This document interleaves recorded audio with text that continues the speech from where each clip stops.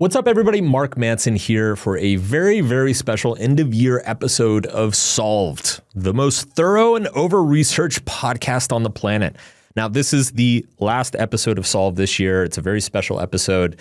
It's going to get a little bit personal. We're going to go deeper on some common topics that have been coming up quite a bit. And I'm going to share a lot of the future plans for the podcast coming up in 2026. But I do want to put it on your radar that the next Solved episode is going to come out on January 1st. So it's going to be new year, new you, new Solved episode. Definitely don't want to miss that. So be sure to check that out. But for this episode, I want to do something a little bit different than what we usually do. As most of you know, Solved episodes, we dive super deep. We get way into the weeds. We over-research everything. And then we end up delivering a 4 to 5 hour mega episode on a single topic. Today, I would like to A, go a little bit more bite-sized, and then B, jump around a little bit more, just to kind of cover everything that's happened in this past year, also connect a little bit more one-on-one with you guys, and then also just keep you updated on what's going on. So very quickly, a 2025 recap. This podcast is only 7 months old, which is kind of crazy to think about. We had over 13 million downloads across platforms, which is insane. Not bad for a podcast with only 8 episodes.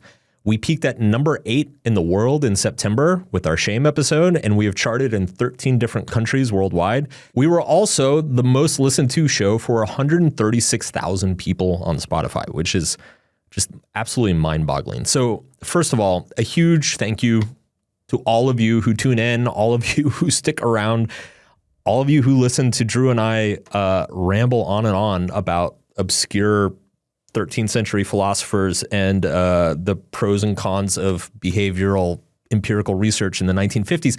Who would have thought that many of you actually give a shit? So thank you. Now for this episode, I sourced a bunch of questions from you guys, from the audience, and we're going to take this in 2 parts. So the first part of the episode, I sourced questions specifically about purpose from our most recent mega episode. On December 1st, we released an episode that was almost 5 hours long about life purpose, how to find your purpose, what the hell that even means. And as people have been working through all that content, obviously we hear from a lot of you. We hear a lot of follow-up questions. A lot of people have personal situations that they're confused about. So I'm going to go through a bunch of those. These were sourced from community members. So thank you to all the community members who submitted a question. And then in the back half of the episode, I'm just going to get into some more general questions about the show, about me, my career, the things I have planned in 2026. And these were sourced from the YouTube audience. And then finally, at the end of this episode, I'll spend probably 5 or 10 minutes just walking you through what we have coming up next year. We have a lot of big plans. We have a lot of new stuff coming down the pike, and I couldn't be more excited about it. So I think 2025 was an incredible year, but honestly, we're just getting started. So it's pretty fucking exciting if you ask me. So with that, let's jump into the questions. So like I mentioned, this first batch of questions mostly revolves around things, purpose, meaning, values, people who are struggling to just feel a greater sense of purpose in their day-to-day life. So to kick us off, the first question comes from a person who says, I'm a person with many different interests and passions. How do I choose just one purpose? They say that they worked 7 years in education and are very passionate about educational reform. They are a professional magician. That's pretty cool. They absolutely love dancing bachata. They love gaming. They speak 4 languages, and they even created an app to help them practice their languages. They conclude by saying, how do I know which is my real purpose?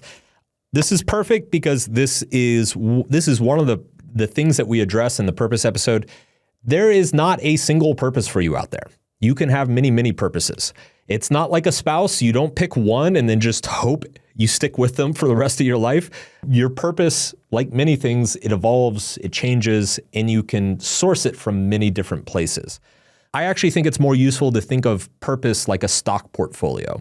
You divide your interests across multiple stocks, and periodically you need to do a little bit of rebalancing. Every couple of years you have to look at your portfolio and say, well, okay, maybe I'm going to sell this stock and go buy this stock over here. The same is true with purpose.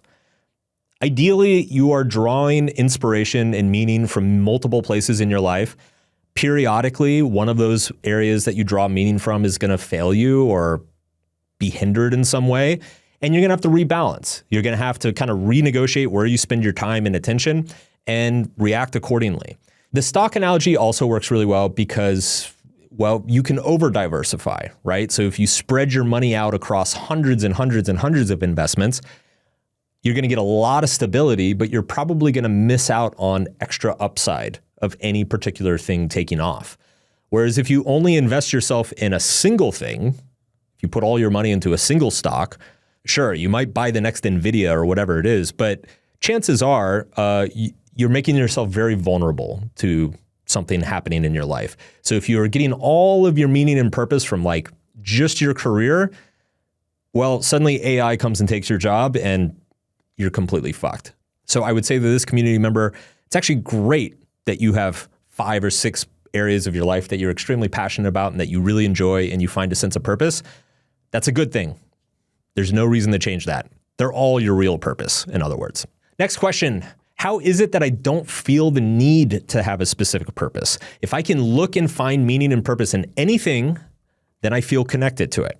I like this question because it kind of raises the question of just what is the validity of purpose as a concept in general, right? Like ultimately, I think what people mean when they talk about purpose is that they mean that there is some overarching mission or goal that is overriding all of their motivations. Like it is kind of like a defining principle behind the things that motivate them in life.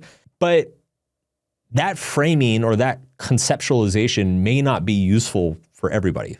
Like this is kind of the dirty secret about psychology is that you can't like open up a person's brain and find where the motivation is or find where the purpose is or even find where the happiness is. Like these are very abstract concepts that we kind of made up and they're very arbitrary.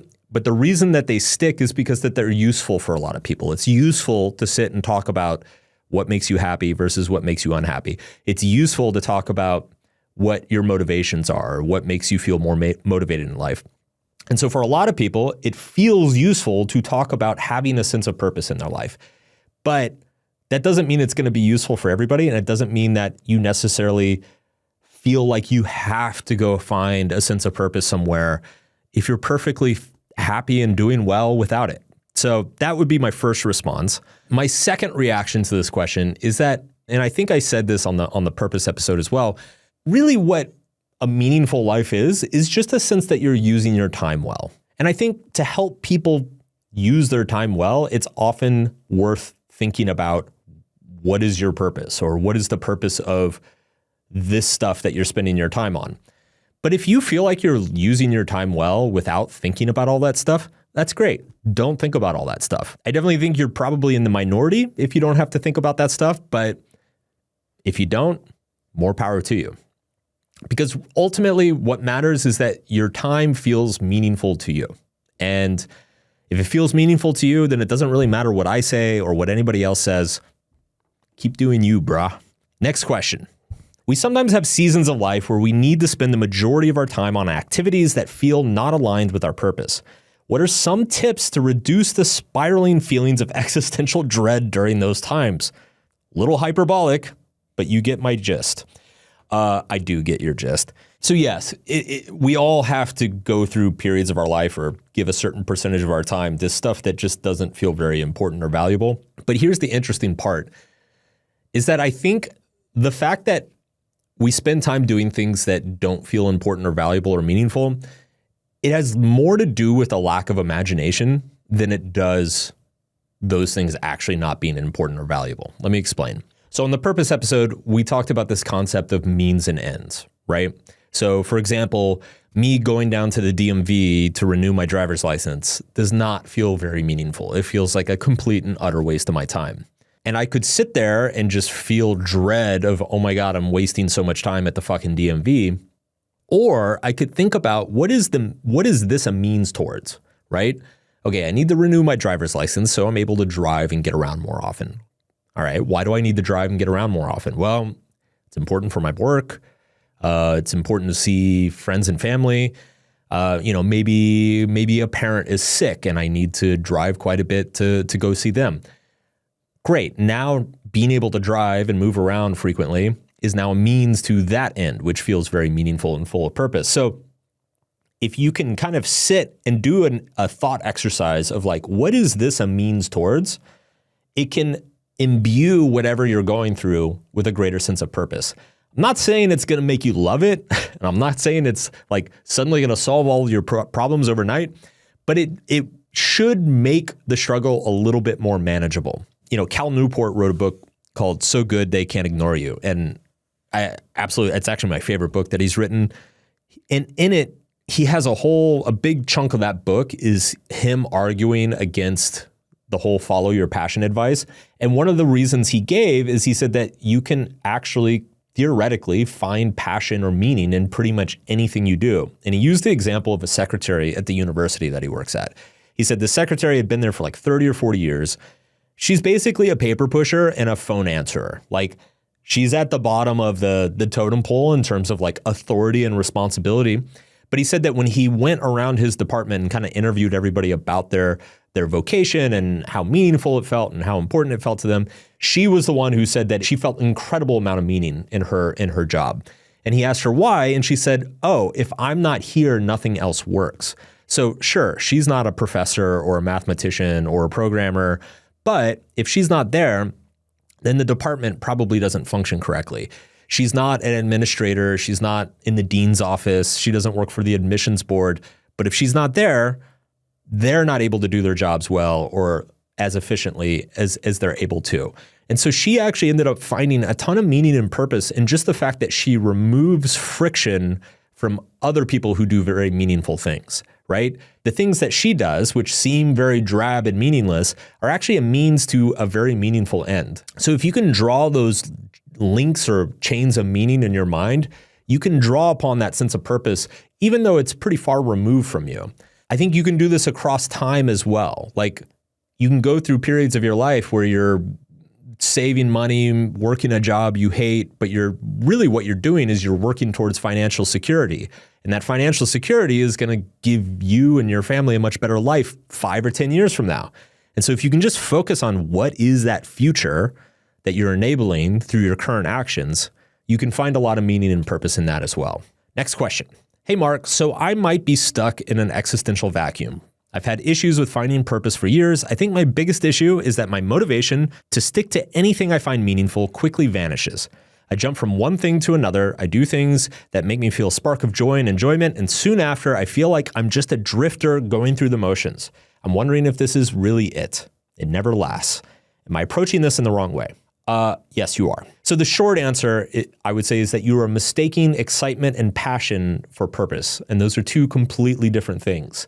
So the first thing I would ask you is I would say, what feels like it's still worth doing even when you don't enjoy it? Think about that a lot. And then get back to me. Or don't. Just go do the thing. You don't have to get back to me. It's fine. All right. So in business, there's a concept called the Valley of Despair. And I'm going to try to draw this for you guys. This is a solved first. Mark's beautiful, beautiful drawing skills. All right. So if you imagine you've got kind of a chart, and this is, we'll call this like love and enjoyment on the y-axis, and then on the x-axis is just time, how much time you spend doing it. So generally the curve, what you see when people pursue something, when they try to get good at something or try to accomplish something, is that there's a huge spike of excitement early on. This is the optimism phase. And then what starts to happen is they start to realize, oh shit, this is hard. There's actually a lot of details and complications and nuances that I was not aware of. And so I need to actually learn and get good at a bunch of this stuff. And so the enjoyment starts to go down. So in the beginning is called the uninformed optimism phase. This is the phase where you're like, let's start a podcast, guys. This is going to be awesome. Meanwhile, you have no fucking clue what you're doing. You have no idea how much work goes into it. You have no idea how hard it is, how long it takes, how to get listeners. And so once you start to realize that you don't know all those things, you start to become informed. the pessimism sets in. This is when it's like, oh man, this is so tough. This is so unfair. And most people jump ship in the pessimism phase. But if you can hang in there, you kind of ride through the valley of despair. This is called the valley of despair, where you're like, what am I doing? I've spent so much time on this. This is so hard. I don't know what I'm doing. It's not going anywhere. It's not going to work. But if you stick it out, you start coming up on the other side because you develop the skill sets you need. You start learning where all the traps and pitfalls are.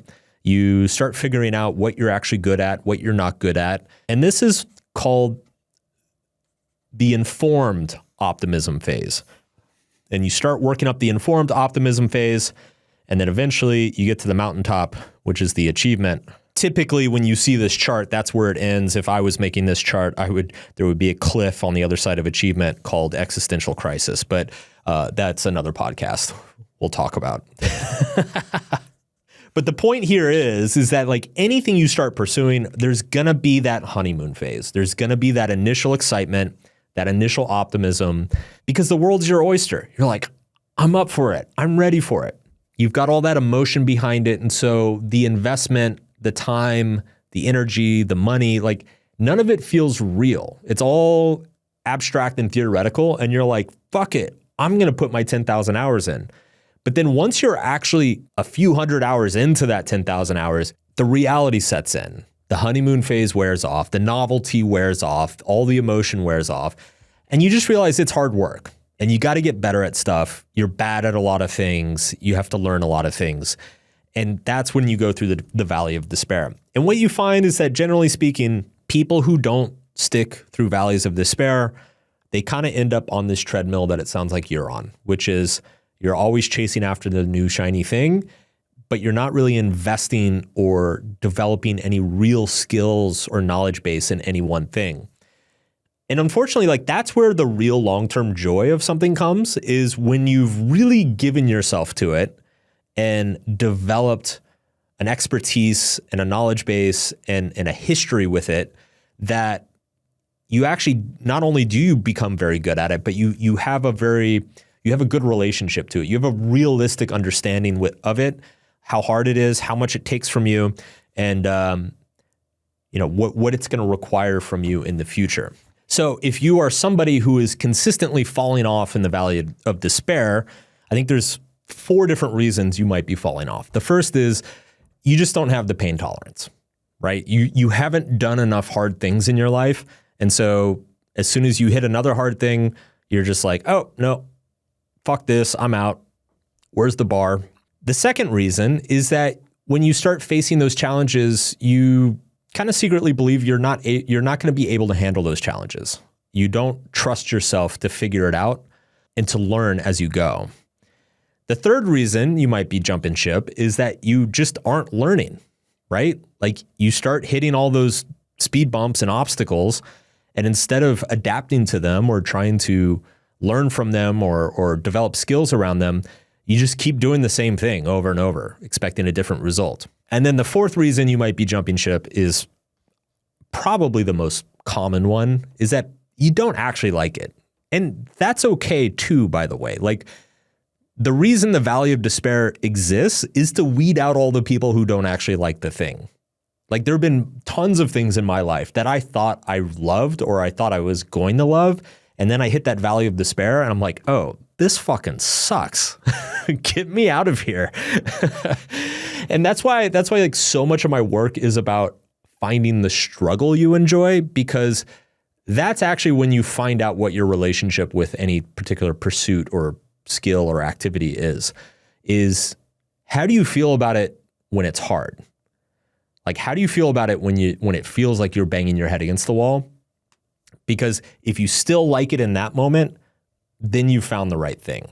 But if you don't like anything in the valley of despair, then yeah, you're probably just not trying hard enough. Next question. So there were multiple questions about what do you do when you have a strong sense of purpose, but the people in your life, particularly your family, don't support you. Nothing feels worse than this. There were, I think, 3 or 4 people who submitted questions in this area. It is a very common problem, a very consistent problem. I don't think there's an easy way to handle this. Let me just state up front, I don't think there's any pain-free way of dealing with this. I think anything you do here, it's going to suck in some shape or form. If you try to cater to your family's interests and desires, then you're going to be sacrificing a lot of your own, and that's going to suck.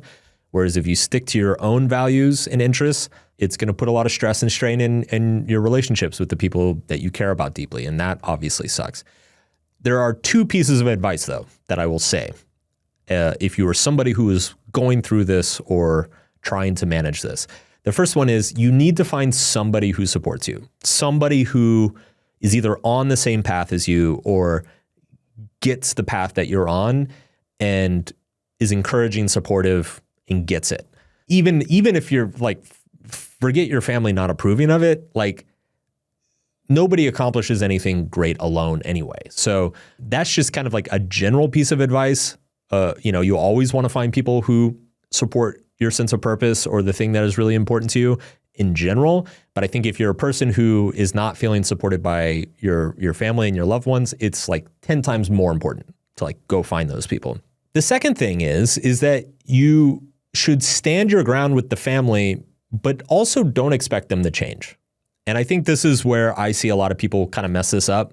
It's like, let's say your family's super traditional and they're like, you're going to be a doctor or a lawyer, or I'm never going to love you again. And you're like, I want to be an artiste. I want to go be a mime in Paris or whatever it is. And obviously mom and dad hate that, but fuck mom and dad. You're going to go do your mime thing and, pretend to be in a box in front of the Louvre. I don't know where this is going. The worst thing you can do is go back to mom and dad and say, either you respect my mimeage or I'm never talking to you again. Because what you're doing is you're doing the exact reverse of what they're doing. You're doing the same thing back to them. It's like the Uno reverse card. They're being disapproving of you and threatening the relationship over some silly conditional thing. And you're just turning it around and threatening the same relationship over the same conditional thing. So there's like a very difficult sweet spot here, which is like, I respect your opinion, mom and dad, but I'm going to do my own thing. And I would love for you to respect it and support it, but it's okay if you don't. And that's very hard to do. It requires you being a much bigger person. It also requires setting boundaries and expectations. Maybe it's like when you go home for the holidays, you don't bring up your mime career at the dinner table. And maybe it's when your mom starts telling you that you should have been a lawyer, you just change the conversation or change the topic and refuse to engage with it. It is hard. It's not an easy thing, but I do think it's necessary. I think it's kind of the only healthy way to navigate a situation like this. Coincidentally, January 1st, Boundaries Solved is coming out. So that should help quite a bit. Next question. I struggle with the idea that your purpose should be bigger than yourself. What does that mean exactly? It means that you are not the only reason you're doing a thing. Because if you are the only reason that you're doing a thing, it's going to eventually feel silly and superfluous. It's going to have no staying power. And it's also going to make you kind of a self-absorbed twat around everybody else. Because here's the thing. The part of you that wants something, that finds something important for your sake, it is largely ego-driven. That doesn't mean it's bad necessarily. Coincidentally, episode on January 15th, it's going to be about the ego. It's not bad necessarily to be ego-driven, but if the only motivation you have in your life is an ego motivation, it is going to have all these negative side effects. It's not long-term sustainable. It's not mentally healthy over the long run, and it's bad for relationships. And ultimately, relationships are where we derive most of our meaning and significance over the long run. So that's not to say that you shouldn't focus on yourself. It's just to say that in the long run, if you only focus on yourself, it's a very inefficient way of living a meaningful life or a mentally balanced and healthy life. Now, there are some caveats to this, and I talk about this about halfway through the purpose episode. I talk about the 4 stages of life. So I think the 2 kind of caveats here are, A, if you're particularly young, I do think it's actually very important at a certain stage of your life to be incredibly self-focused. You need to figure out who you are, what you like, what you care about, and you need to be able to block out some of the external influences to like really make those estimations and decisions. I also think it's really important if you're particularly hurt or going through a very difficult time. It's the classic, like, put your oxygen mask on first before trying to put the oxygen mask on somebody else. Like, you can't really give yourself to a cause or a person or a group or something outside of yourself unless you feel good about yourself already. So if you're not in a place where you feel really good about your life and who you are and what you want to be, it makes sense you're going to be more focused on that initially. But ultimately, the idea here is to build a self, an identity that you are so proud of, that you feel so good about, that you feel compelled to go share yourself with the world, to give part of yourself away. It comes back to the Picasso quote that I talk about in the episode, which is, the meaning of life is to find your gift, and the purpose of life is to give it away. I believe that very deeply. Next question. How did you train your AI app? Did you make it read all of your books, or did you just feed it a bunch of Aristotle? Funny thing. So obviously the AI app that's being mentioned here is Purpose. I just launched it a couple weeks ago. Go to purpose.app/bonus. There's a bunch of promotional offers and shit available there for listeners. You've probably already heard me drone on about it. So when Raj and I started the company, I had all these ideas of what I wanted to train the AI on, how I wanted to fine tune the model, all sorts of different frameworks and psych research. Like, I started making a really big spreadsheet of like all of the stuff that I thought was critical and very core to like what the AI needed to know and understand. And then it was funny because I was like, well, let me go ahead and test some of the main AIs out there and just see what's already in their training data. It's all already in there. It's all in there. Like, literally the entire field of psychology is in there. Every framework, every study, all the research, everything. It's all fucking in there. My books are also in there. How do I know? Because OpenAI and Anthropic are sending me checks because of class action lawsuits. So it's all in there, everybody. Like, the AIs, they have already vacuumed up pretty much all of human knowledge at this point. The issue with AI is not the knowledge. Knowledge is not the bottleneck. The issue with AI is how it's using the knowledge. Like, the problem with ChatGPT is not that it doesn't know what therapy is, or what a good therapist is, or what a good psychological framework is. The problem is that ChatGPT is not optimized to help you go through a really difficult life problem. It's optimized for engagement. It's optimized to make you feel good. It's optimized to give you like really basic surface level answers extremely quickly and easily. So that's what the actual problem is. So that like very early on, our whole approach to the product veered and took a very strong left turn pretty much from the get-go. And the challenge became, it's not about what knowledge do you give it, it's about how do you craft and hone and point that knowledge in the right direction based on each individual user. And the way we did that in a few ways. So one way is just crafting really good system prompts, right? Like giving extremely good instructions, both in terms of how to approach the user, how to approach their problems, what sort of style and tone and personality and approach you should use in different contexts. Having great prompts is probably the first, and I would argue the most important component of it. Just the system prompts and Purpose alone, I spent probably 2 to 3 months working on. And I would consider the intensity at which I worked on those prompts like comparable to working on a book. Some of that is understanding what each model is good at and bad at. So this was the other interesting thing, is that as I went and started testing all of the major AI models, I found that they're all really good at something and really bad at others. For example, ChatGPT is really great at generating action items or actionable first steps. Like ChatGPT, it just seems very, very much optimized to like giving you hey, here are 5 things you can do in the next week. And that's great. Like, there are a lot of problems that need that, right? Like, there are a lot of things that I could go to an AI and ask, and what I'm really looking for is like, hey, give me 5 things I can do in the next week. There's also a lot of problems that you don't want that as an answer, right? So already you find like you start to see where some of the use cases for ChatGPT are versus maybe another model. Another example, in my opinion, Claude is the most philosophical and the deepest, the most insightful AI on the market. So clearly, if a user's coming and they have like a deep, profound, existential question that they're trying to work through in their lives, Claude is probably going to be the best at handling that. And you definitely don't want ChatGPT giving them 5 action items to go figure out their fucking existential crisis. So a big part of it was just understanding what model is good at what, and then like also figuring out how to make them play well together.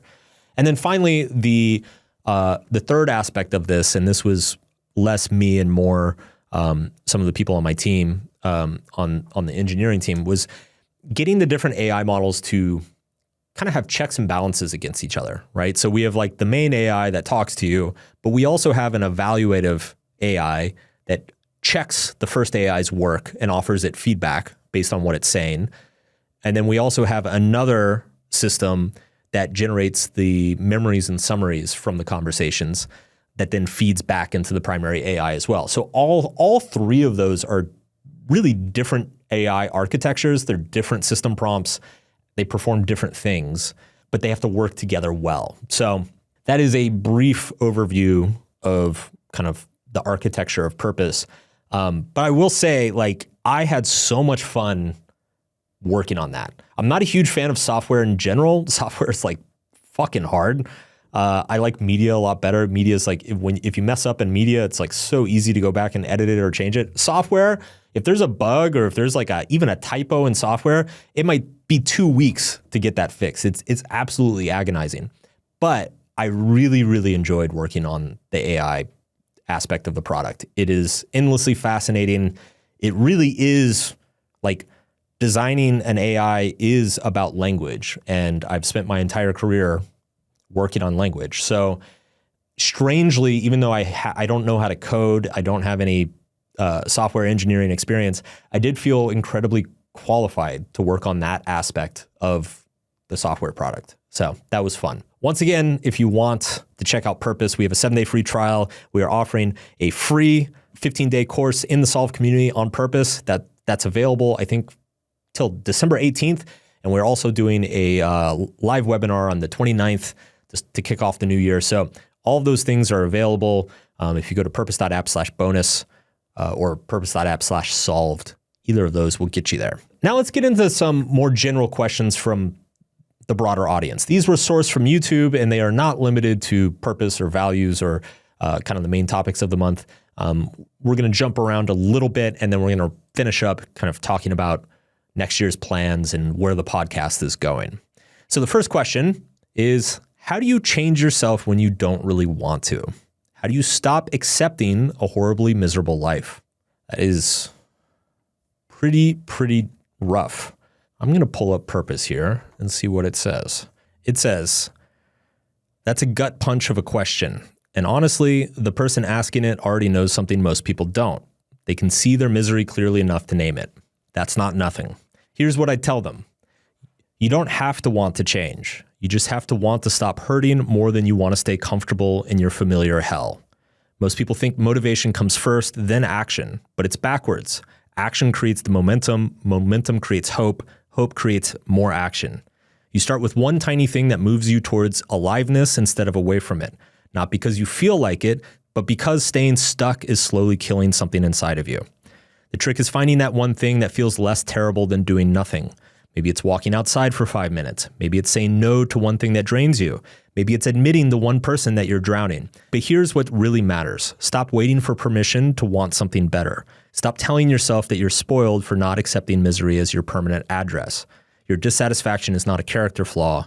It's your soul refusing to die.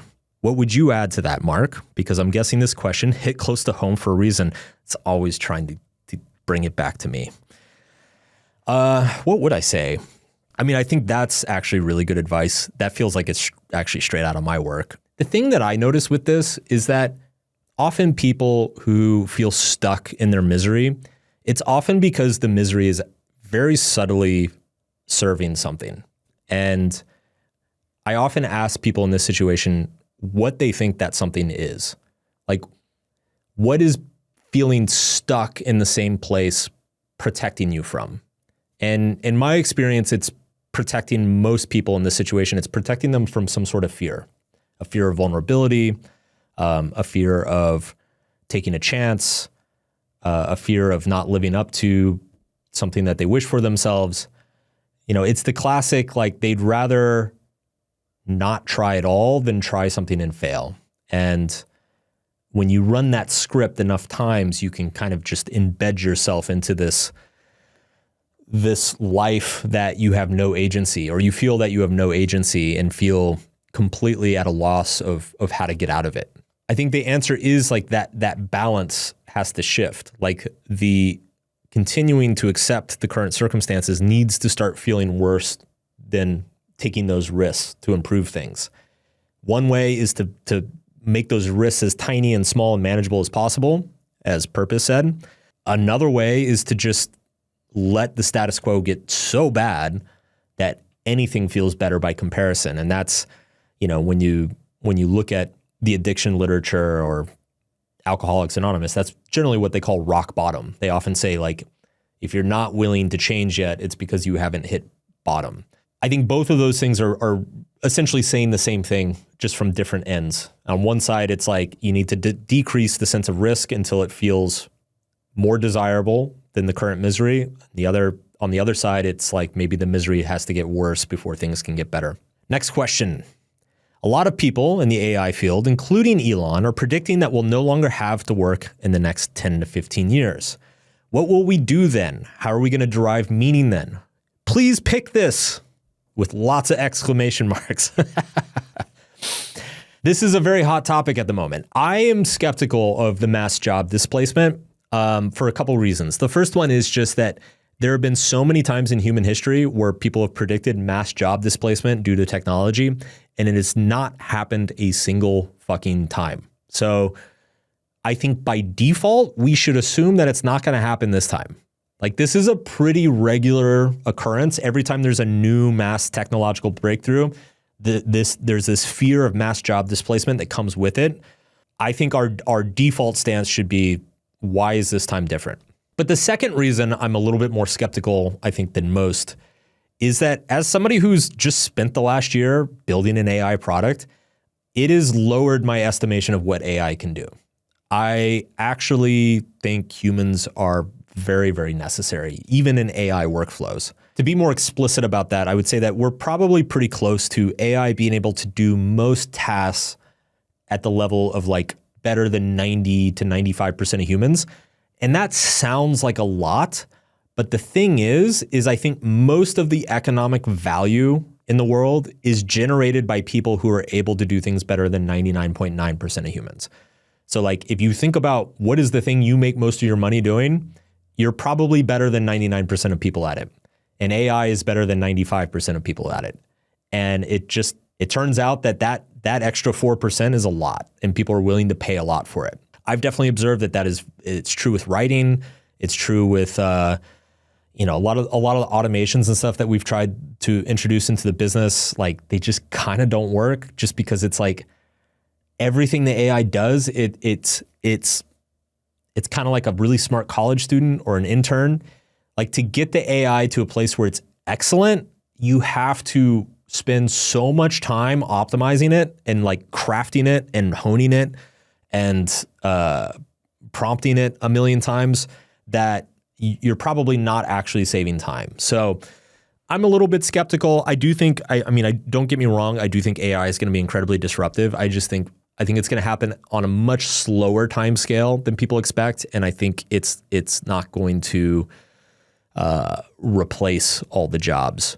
That said, I do think you can kind of look at the oncoming disruption and make some logical predictions in terms of like what is going to go up in value and what's going to go down in value. For example, I think anything that is in-person, community-driven, or relationship-driven is going to go up in a lot of value, right? So anything that is real world, face to face, human to human, people are going to start being willing to pay more for that just because it's going to be scarcer and there's going to be a premium attached to it. I think anything that is like artisanal or human craftsmanship, I think the value of it's going to go up as well. Like one of the analogies, there's a popular analogy when this topic comes up where people talk about chess, right? So it's like AI, computers started beating the world champions of chess like 30 years ago, almost 30 years ago.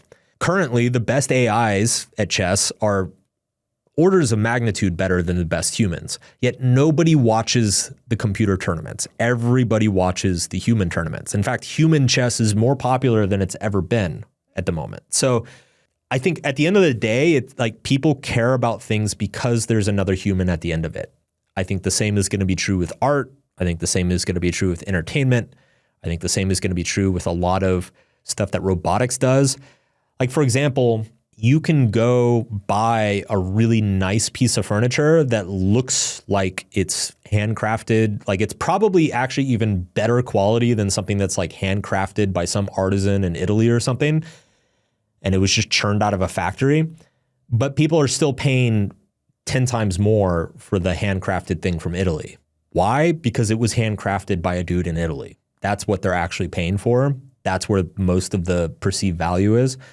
So anyway, that's all to say that I think a lot of this, like, AI is going to replace everything. Nobody's going to have anything to do. Like, I think it's a little blown out of proportion.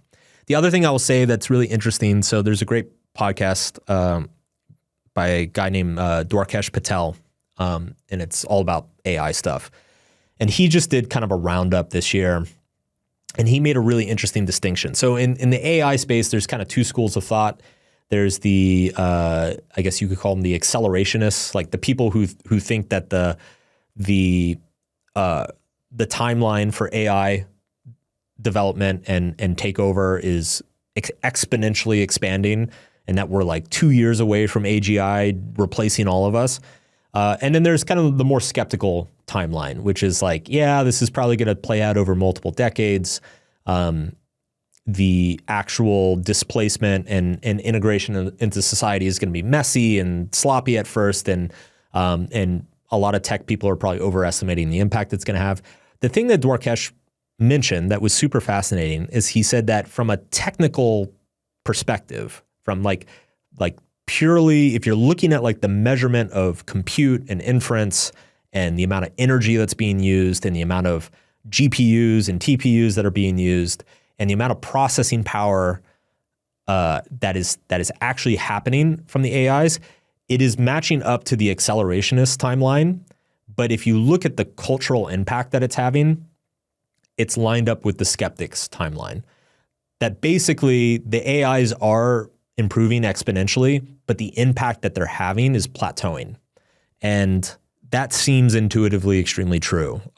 Even though each AI model is technically significantly better than the previous, the leap feels smaller, and as a result, kind of the cultural impact feels smaller as well.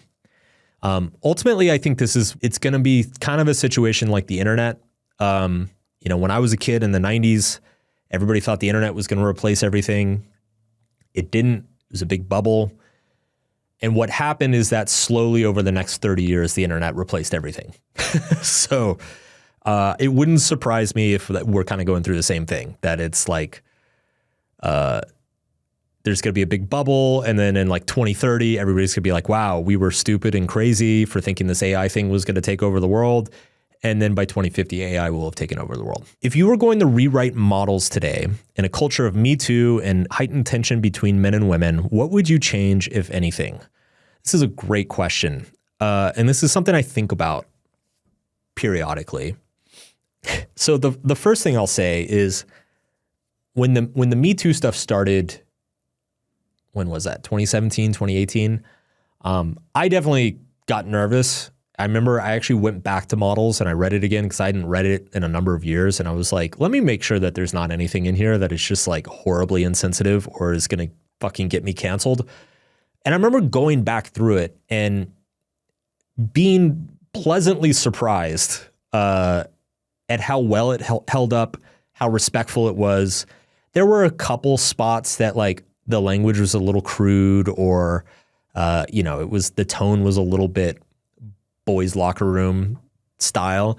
And I actually remember making a couple like small tweaks of like phrasings and changing a couple words here and there. But I remember being like very satisfied and, again, pleasantly surprised at how well it held up. I also think the fact that the subtitle is Attract Women Through Honesty, like definitely put me on the right side of history in terms of just like the target was not on my back like it was like a lot of people in this industry. So I feel good about that. The tensions between men and women, that is very much a recent thing, like a post-pandemic thing. I would say I'm very hesitant to write or say too much about that just because it's unclear to me, well, for a couple reasons. One is I don't think it's necessarily that much worse than when I wrote Models. I think it's just the nature of that tension is different.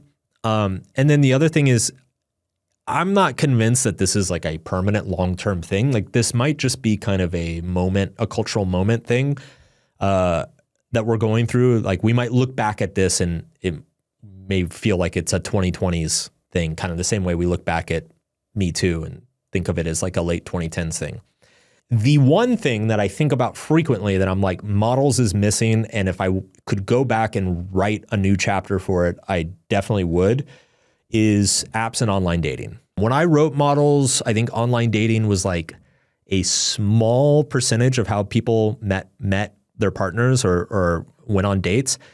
Today, it is the majority of how people meet their partners and go on dates. And there is a shockingly small amount in the book written about online dating or app dating. I mean, Tinder hadn't even been invented when the book came out, so there's nothing on there about apps. And it's just, to me, it's like so clear that the apps in particular have kind of fucked up the dating market and really made things worse for both men and women. So yeah, gun to my head, if I had to revise the book today, I think the only major change that would happen is I would write at least a section, maybe an entire chapter about apps and dating. The thing that never gets asked, at least by men, but I also think about quite frequently, is writing a version of Models for women. And this I never saw coming, but what happened is that Models became so successful and so popular and like shared via word of mouth so much that women started reading it. And for 10 years now, I've gotten many emails from women saying, I'm not a man, but I read Models and it's better than any woman's dating advice I've ever read. Can you write a version for women? In a perfect world where Mark has infinite time and is not like overcommitting himself to 18 different projects, I would sit down and write a woman's version of Models. But unfortunately, like the opportunity cost is just very, very high at this point. So unfortunately, I don't know if that's ever going to happen, but that's also something I think about quite a bit. Next question. How did you handle your first heartbreak and how to move on completely? Well, these are two very different questions because I handled my first heartbreak fucking terribly. And it took me like 5 years to move on. So I would say don't do what I did. There is pretty solid advice and consistent advice on how to move on. But let's go through both because I'm pretty sure I did the opposite of everything I should have done. The first thing I will say is that if your ex still triggers you emotionally, either positively or negatively, you really need to cut contact. The biggest, like the most rookie mistake I see people make is that they try to be friends with their ex that they're not over. And you are literally like you're walking into a room full of gas tanks with a lit match, like, and then wondering why shit's blowing up in your face. If you cannot be around your ex or talk to them without being emotionally triggered, again, either positively or negatively, then you should cut contact because nothing good is going to happen from it. I get the question frequently from people. They're like, how do I know when I can be friends with my ex? I'm like, you can be friends with your ex when you no longer want to be friends with your ex. That's how you know. Number 2 is you need to focus on yourself. Earlier, I was talking about like when it makes sense to focus on yourself and to find purpose and meaning in yourself. This is one of those times. If you've come out of a really big relationship or a bad breakup, you need time to rediscover who you are. Like part of the process of being with a person for a long time and being very intimate with them and in love with them and sharing a life with them is that they become part of your identity. And your identity like literally shapes and morphs itself around them to a certain extent. That's inevitable. It's like a certain amount of that is normal and healthy. And when you break up, those aspects of yourself that used to be occupied by them, now there's a void there. And you don't know who you are anymore. You don't know what you like anymore. You don't know what you dislike. And people who come out, especially if you were with somebody for a long time, people will often come out of those long relationships and like they literally don't know what they like. They're like, I don't know what I want to do. Like it's Friday night. I don't even know what's appealing. So you need to spend time to figure that out, because if you just jump into the next relationship, you're just going to fill that void with the next person. And chances are whatever fucked up the first relationship is not going to get fixed in the second one. So take some time, really dedicate it to yourself, invest in hobbies, friendships, reach out to some old friends. Maybe if you lost touch with some friends because your ex like fucking hated them, this is the time to reach out and be like, hey, I stopped dating my psycho ex. Let's hang out. This is a great time to focus on career, to learn a new skill. Basically anything that's going to build up your self-esteem a little bit, because that's the other thing is like when you come out of a relationship, you do a number to your self-esteem. So anything that's going to like make you feel better about yourself, it's a good thing to do. So you asked me how I got over my first heartbreak. Like I said, I didn't really. I didn't get over her. I kept getting back in touch with her. I kept trying to get back together with her.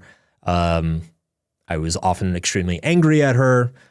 Instead of investing in myself, I spent more time drinking and partying and losing myself. And I didn't really invest heavily enough in my own growth and things that would make me feel better about myself. Where things started to change, and this is actually a good tip, I remember at a certain point, because I kept getting back with her and then it would fall apart again and I get angry again. And like, it was a whole fucking mess. I remember at a certain point where it was pretty clear things were over, but I was like very pissed. And I remember I took that anger and I was like, you know what? My goal is to improve myself so much that I'm going to make this the worst decision she ever made. And for like a year, that was my fuel. That was when I started going to the gym for the first time, started getting into shape. I started like really trying harder, applying myself. I was in university at the time. I started applying myself in school a lot more. I started building out my social life. I got really into meditation and Buddhism and was like really investing in myself because I'm like, I'm going to fucking make her regret this. The good news is I think I succeeded. The other good news is I don't fucking care anymore. So that's how you know you've gotten over your ex, when you're like, oh, this is such a waste of energy. Next question. How do I stop watching porn? Well, my friend, imagine you have a 10-year-old boy who can't stop jacking off and is on his phone looking at porn all the time. What would you do? You're the parent, you're responsible, you have access to his phone, you have access to everything. What would you do? You'd probably download some safeguard apps. You'd probably password protect a bunch of websites. You'd probably install some filters. You would probably make him check in with you periodically or revoke phone privileges periodically. What would you do if you had a 10-year-old kid? Figure that out, write it down, and then do that for yourself. It's that simple. We've all got that little 10-year-old kid inside of us who makes horrible decisions. And sometimes we need to treat it for what it is. Why do we drive on parkways but park on driveways? I'm going to lose sleep over that tonight. I can tell. Coming with the hard questions, the YouTube audience. Oh, I love this question. What would you put on the Voyager 1 golden disc if they launched today? Thank you for asking this, whoever in the YouTube audience asked this. Okay, a little background. The Voyager 1. So back in the 70s, Carl Sagan and a bunch of scientists had this great idea of like, we're going to send a probe into deep space. They were going to send this probe called Voyager 1 all the way through the solar system. I believe it was the first probe that was going to like intensely photograph like the outer planets in the solar system. But the nature of it was like there was just no way for it to come back. So it was just going to fly out of the solar system and fly into the infinite void of the universe forever and ever.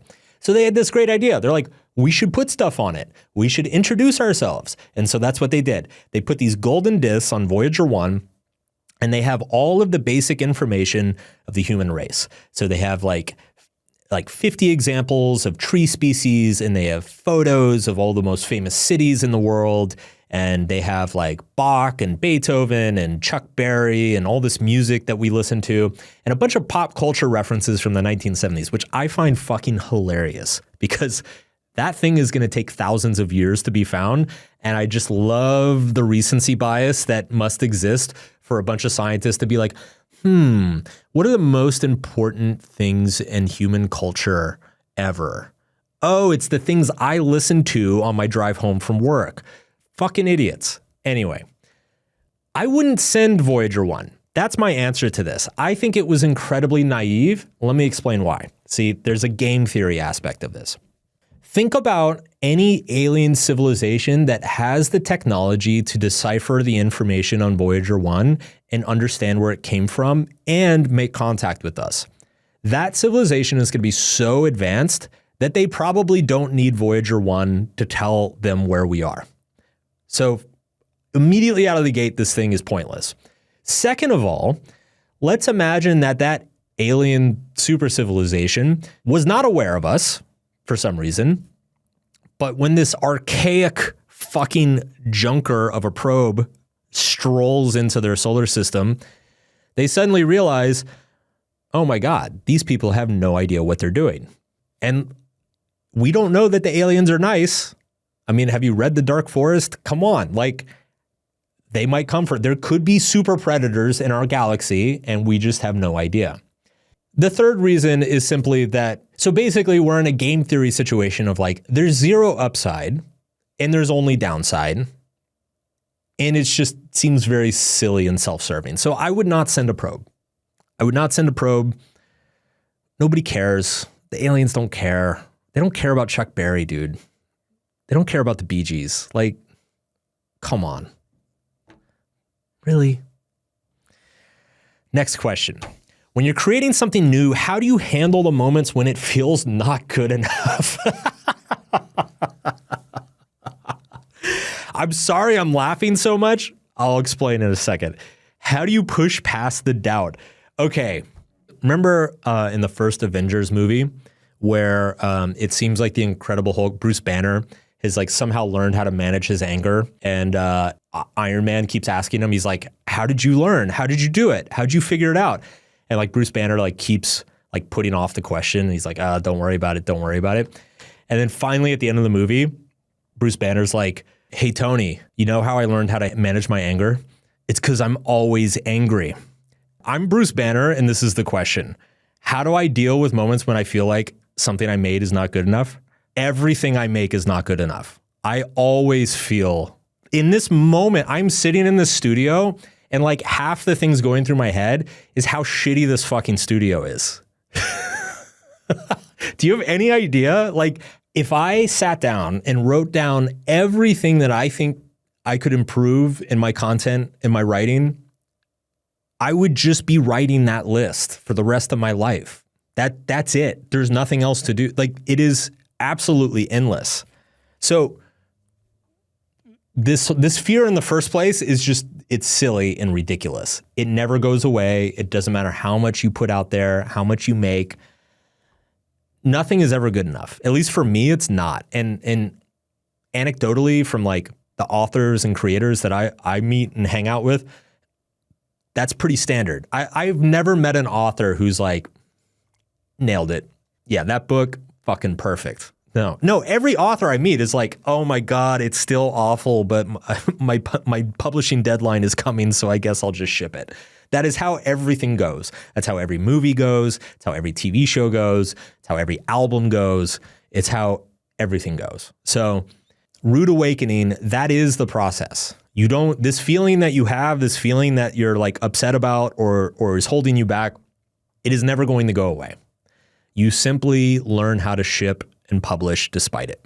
I personally think that this fear, and this, again, this comes from my personal experience, this fear of like everything not being good enough and not being ready to put out, I think it's a lot like the fear of public speaking, because like when you're afraid of public speaking, the thoughts that are running through your head is just about like how everybody's going to laugh at you and how embarrassing it's going to be and how you're going to make a fool of yourself and people are going to judge you and they're going to hate the things that you say.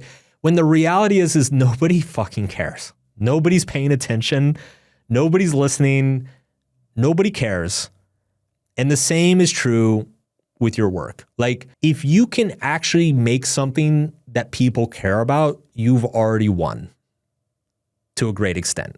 It is so hard to get people to care or even notice something. So like the fact that you're worried about what they're going to think when they like analyze your thing, they're not, dude. They're not. I have to say, like, our team at this point, I haven't actually sat down and counted. I would guess that we have published over 1,000 pieces of content this year. If I had to guess, that roughly works out to about 3 pieces of content a day. I think we've easily cleared that. If you look at my entire career, it's probably at least 10,000 pieces of content. I can tell you the downside of posting something bad is almost zero. Like the worst thing that happens, if you post something that's not very good, nobody sees it. And the people who see it, like, just scroll away and they forget about it 3 seconds later. There is so little downside to posting a bad thing. Yet, the upside of posting something great is absolutely massive. It can literally change your life. So until you start posting, you don't know what the bad things are and what the great things are. Like out of those 1,000 things we've posted this year, I would say maybe 10 to 15 of them were really, really good. Like in my opinion, like they were very good pieces of content. I would say that I am satisfied with something I make a couple times a year. It's a hard life. Next question, very appropriate for this. Are you writing another book? I am not writing another book. I've not written a book. I've not written a book since Will Smith's book came out in 2021. A lot of that was by design. I needed time off. And then for the last couple of years, I've been like very focused on the online content, the YouTube channel, the podcast. I also just didn't miss writing books. So, my agreement with myself was that I wasn't going to write a book again until I really wanted to. I am excited to report that as of 3-4 months ago, I'm starting to get excited to write a book again. Some of that is that I'm starting to have ideas for books again. Some of it is that there's a lot of ideas that we've been posting content about that like I feel like I could go way deeper or do something very cool with, but just haven't had the chance to. So all that is to say, there is some excitement coming back into my life for books. I know there's a massive demand and excitement for another book in the audience. My current plan is to start writing whatever the next book is next year. No other plans other than that. No other timeline other than that. Just current intention is to sit down and start tinkering with ideas, playing with outlines, seeing what sort of stuff comes out in 2026. So it is very likely happening. Next question. Have you thought about doing tours or speeches in other countries? Salutations from Croatia. I actually do speeches in other countries, and I have done some tours in other countries. I actually just toured Australia and New Zealand last year. And then this year I did a couple of events in the UK. That said, I don't do a ton of events and I don't do a ton of speaking. The reason is just I don't love it. But that said, I do think we're going to start doing more of it in 2026 and beyond. We haven't made any hard decisions yet, but there are a few things on the table and likely. One of them is doing live podcasts at a certain point. Drew and I both have interest in doing that, even if it's here in LA. The tricky thing with that is that I don't think we could do one of the flagship episodes live unless we like broke it up over multiple nights just because of how long they are. So one of the things, and I'm getting a little bit ahead of myself, but one of the things is that we are going to start experimenting with slightly different formats for smaller episodes in 2026. This one is kind of the first one of those. Also next year, 10th anniversary of the Subtle Art of Not Giving a Fuck. I've been talking to my publisher about doing some kind of special promotions for that. I think we're going to do a special 10th anniversary edition, and I think there will likely be a handful of live events. I doubt that there will be anything international for that, but never say never. It could happen. I mean, the book was huge in a number of foreign countries, so it definitely could happen. So one of the questions that I've been asking myself is, how is this industry going to change? How is the content industry going to change? How is the self-help industry going to change? And I really do think that AI is going to drive more demand for in-person, authentic, human content experiences. It is my intention to start doing more live in-person stuff. I just don't totally know what that looks like at the moment. That's something that I think we're probably going to experiment with and figure out next year. But I do feel pretty strongly that that's the direction we're gonna start going in, and I'm excited to kind of see what comes of that. Do you have a goal on YouTube for 2026? If yes, what is it? And can you walk with your hands? I cannot walk with my hands. I can do a handstand though. I am proud to report. I can do, if I'm against a wall, I can do a handstand for a long time. If I'm not against a wall, I can do it for a few seconds. But more importantly, my YouTube goals for 2026. So the goal right now is I would like to kind of merge. We've got an amazing YouTube audience and we have an amazing podcast audience, but there's still a little bit of a division between the two. So my goal in 2026 is to kind of blur the lines between those two audiences and also those two content formats. What do I mean by that? I think we've got a great thing going on each side. So on the podcast side, we've got these large, deeply researched flagship episodes, which is great. And we've got a great audience for that. On YouTube, we do these weekly or sometimes bi-weekly 15 to 30 minute videos of usually just me talking about a single topic. And people really love those too. So I feel like there is a happy medium there that we can find. One thing that I'm noticing is that the educational YouTube space is becoming a lot more conversational and podcast-like. It's like simpler production, more authentic, unscripted, kind of talking head style. Whereas podcasting is becoming more structured and format driven. So strangely, I think the two mediums are kind of converging, at least in the personal growth space. And I think what my ideal looks like is that we still have the flagship podcast episode. We have 2 or 3 kind of smaller spin-off podcast episodes throughout the month. And then we have these, say, let's call them 20 to 40 minute monologues about very specific niche topics. And then we just post all of that everywhere. So whether you're on Spotify, Apple, or YouTube, you're getting everything. And you can just decide what you want to watch or listen to and what you want to skip. So that's the goal. Next question. I actually liked it when you talked about different topics in your previous podcast because I heard a lot of interesting opinions from you. Can you make videos on different topics separately from your channel? This actually is exactly what I was just talking about. So Drew and I, we've been talking about this quite a bit the last few weeks. We're very much in the same boat. We love the big episodes. We love the research. We love going deep, but it's a lot. It's a lot. So to give you guys a little bit of behind the scenes here, to produce one of our big research episodes, we have a research team of 4 people full time. So you have 4 full-time researchers. You have Drew, who's managing all the creative. We just hired a growth strategist and somebody to basically just manage the whole podcast. And then you have me on top of that, who's coming in and giving editorial guidance. I'm for the podcast, I'm more like an executive producer. I'm giving oversight, guidance, pointers, and making high level decisions. But so just to get the fucking content, we have 6 people. And that doesn't count social media, marketing, promotion, monetization. Doesn't count the courses, doesn't count any of that stuff. So it's turning into a pretty large scale production just to get that one flagship episode out each month. And that episode is so massive and intense. It puts a lot of pressure on people. And so what's happened is that the whole team is just kind of on this like treadmill of intense pressure. And I think we're all feeling like a desire to lighten up a little bit periodically, like have a week or Drew and I can like shoot something, a 90-minute thing that's like a little bit lower stakes, a little bit simpler. And like I hinted at earlier, like this is one reason why we're doing this Q&A video.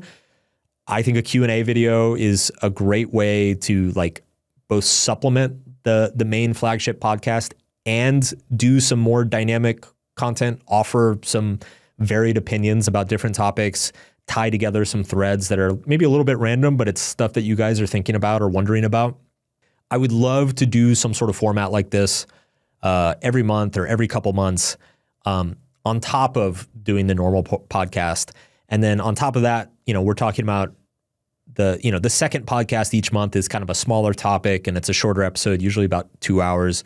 And we're talking about maybe varying that up a little bit as well. But all that is to say that like we kind of stumbled into this just because Drew and I were really excited about the format and we felt very strongly that this is what should exist in this market. We didn't really think through the repercussions and consequences of that. It's one of those things where it's just like you get on a train as it's moving and then you're like, oh shit, I didn't think about where we're going. We're kind of playing catch up mentally behind the scenes and trying to figure out like, okay, what's going to make this sustainable, not just for us on the production side, but also for you guys as the audience. Because another thing that we're hearing a lot from people is they're like, I love the show, but it's a little overwhelming. It's a lot. Like it's very intense. I have to focus on it. It takes me a long time to get through an episode. So again, I feel like on the audience side as well, there's kind of this desire for like, give me something light once a month that's like just easy and pleasant to get through, that just kind of like reinforces some of the things I learned and maybe have like a little bit of an expanded discussion on it. So that's kind of where our head's at the moment. But please let me know what you guys think. Like we're right in the middle of thinking deeply about some changes and pivots to the show early next year. So in January, we've already got the 2 episodes shot and they're almost finished being made. So on January 1st, we have Boundaries Solved. January 15th, we're going to have an episode about ego. Both of those episodes are bangers. I'm really, really excited about them. I mean, Boundaries, as you guys know, is huge. It's something I talk about all the time. I think we did a really good job with it, being extremely explicit in terms of like what they are, how to set them, how to enforce them, how to follow up on them. And then the ego episode is just fun. I'm seeing the second episodes each month as just an opportunity to kind of nerd out on these more niche topics that like probably don't merit an entire episode. So, November we did social comparison, which I think was really fun. And a lot of people related to that. I think the one we're doing in January is ego. I think it's another one that a lot of people are going to relate to because ego's funny in that we all talk about it. We all talk like, oh, she has such a big ego, or like, oh, that dude, like he needs to his ego needs to chill out. But we don't think about what is an ego.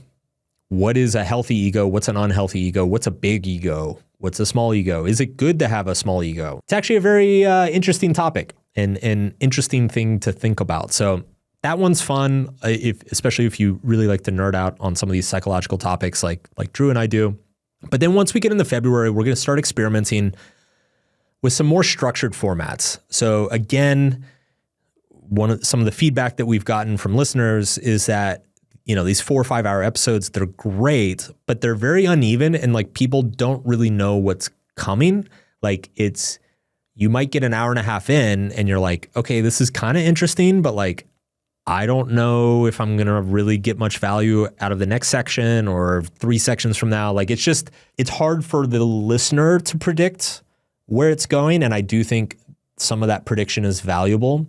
On the production side, it's also been a struggle for us because the research team goes and just like researches hardcore for 3-4 weeks, comes back with a massive like 200-page document with all the most prevalent research and historical findings and whatnot. And then Drew and I need to like make sense out of it. And there have been a lot of cases where it just feels very arbitrary. It's like, well, I guess we'll have a neuroscience section. And then we just kind of shrug and look at each other. And like, that's clearly not optimal. Like, it'd be better. I think it would be good for Drew and I's mental health to have a little bit more structure and planning across the episodes. So we're going to try to introduce some more structure and make the listening experience more predictable for you guys, so that you know what's coming when. Also make the episodes more navigable. To back up a little bit, so Solve was actually inspired by 2 different podcasts. I think one most people could guess, and the other one most people probably wouldn't. So the one I think most people would guess is Huberman. Just this insane amount of depth on a single topic. I think the thing that Huberman does extremely well, and I didn't realize it at the time, is he makes his episodes extremely navigable. So he is very explicit up front of like, these are all the topics we're going to talk about. And he doesn't talk about it in the abstract, which is what we do. He's like very specific about it. Like, these are actually the questions that we're going to answer in the episode. And it's a lot. And then but then he's very good with timestamps. So, and I noticed this, like, I couldn't tell you the last time I listened to a whole Huberman episode front to back. Generally, if I listen to Huberman, it's like I open up the description and I click through to like the 5 or 6 things that like I'm really interested in. And I think we just need to be realistic that that's like how a lot of people want to consume this type of information. So that's one goal. The other comparison, the other podcast that we're kind of inspired by is Acquired. And for those of you who don't know, Acquired also does like massive 4 to 6 hour episodes, but they do an entire history of a company. And I love them. I listen to them all the time. What I didn't think about until recently is that because Acquired episodes are sequential, as a listener, you're always oriented towards where you are in the story. So like, let's say like they did an episode on IKEA, how the founding of IKEA and how it grew through the decades.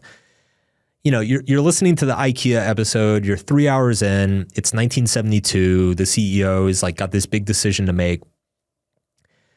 They don't need to explicitly explain to you where you are or what's coming next. Like, because the podcast is based on a sequential story, you have an understanding of like, okay, after this, we're going to learn what happened in the 80s and then the 90s. And then I'm probably going to hear about how they branched out internationally and like all this stuff.